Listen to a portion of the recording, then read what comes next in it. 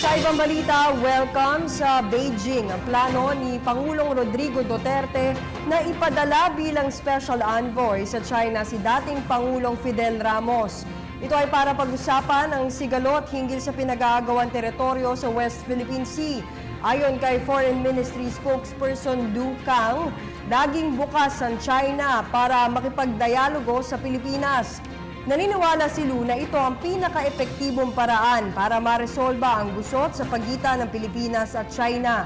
Una rito, binigyan din ni Lu na simula pa lamang ay ipinaalam na anya ng China ang kanilang posisyon na hindi kikilalanin ang anumang claim o aksyong batay sa pag-award gaya ng desisyon ng Permanent Court of Arbitration.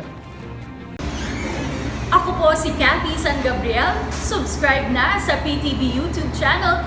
I-click lang po ang subscribe button.